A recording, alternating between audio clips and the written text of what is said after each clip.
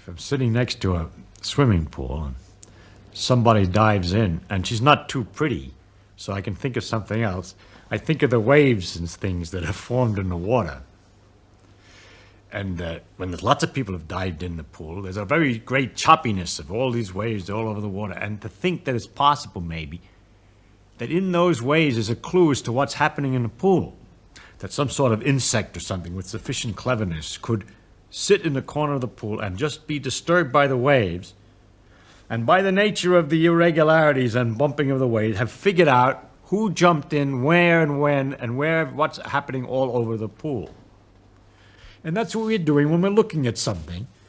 The light that comes out is waves, just like in the swimming pool, except in 3 dimensions instead of the 2 dimensions of the pool. They're going in all directions. And we have an 1/8 of an inch black hole into which these things go, which is particularly sensitive to the parts of the waves that are coming in a particular direction. It's not particularly sensitive when they're coming in at the wrong angle, which we say is from the corner of our eye. And if we want to get more information in the corner of our eye, we swivel this ball about so that the hole moves from place to place. Then it's quite wonderful that we can figure out so easy. That's really because the light waves are easier than the waves in the water are a little bit more complicated. It would have been harder for the bug than for us, but it's the same idea, to figure out what the thing is that we're looking at a distance.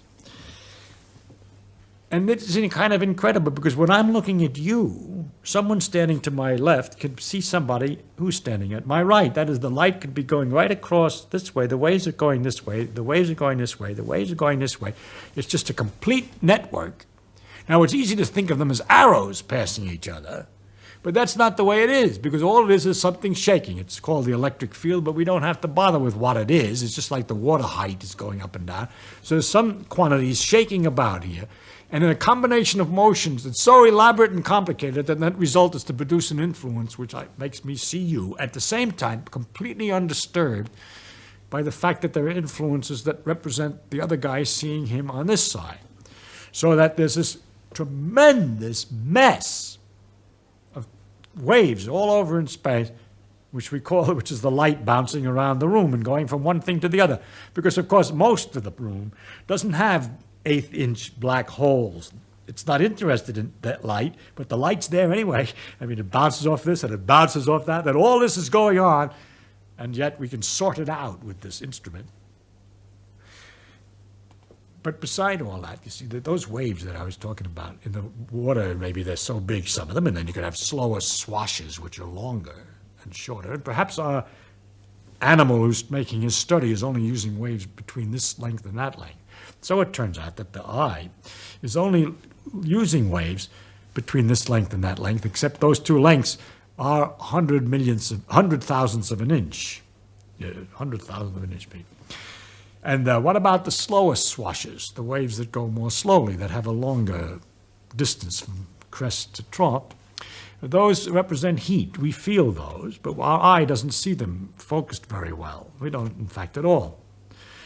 The shorter waves are blue, the light, and the longer waves are red. But when it gets longer than that, we call it infrared. All this is in there at the same time. That's the heat. Pit vipers that you got down here in the desert, they have a little thing that they can see the longer waves and pick out mice, which are radiating their heat, their longer waves, by their body heat, by looking at them with this eye, which is the pit of the pit viper. But we aren't able to do that. And then these waves get longer and longer, and all through the same space. All these things are going on at the same time, so that in this space, there's not only my vision of you, but information from Moscow radio that's being broadcast at the present moment, and the singing of somebody from Peru. All the radio waves are just the same kind of waves, only longer waves. And there's the radar from the airplane, which is looking at the ground to figure out where it is, which is coming through this room at the same time. Plus the X-rays, cosmic rays, and all these other things, which are the same kind of waves, exactly the same waves, but shorter, faster, or longer, slower. It's exactly the same thing. So this big field, this area of irregular motions of this electric field, this vibration, contains this tremendous information, and it's all really there. That's what gets you. If you don't believe it, then you pick a piece of wire and connect it to a box. And in the wire, the electrons will be pushed back and forth by this electric field, sloshing just at the right speed for a certain kind of long ways. And you turn some knobs on the box to get the sloshing just right, and you hear Radio Moscow. Though you know that it was there. How else did it get there? It was there all the time. It's only when you turn on the radio that you notice it. But that all these things are going through the room at the same time, which everybody knows. But you got to stop and think about it to really get the pleasure about the complexity, the inconceivable nature of nature.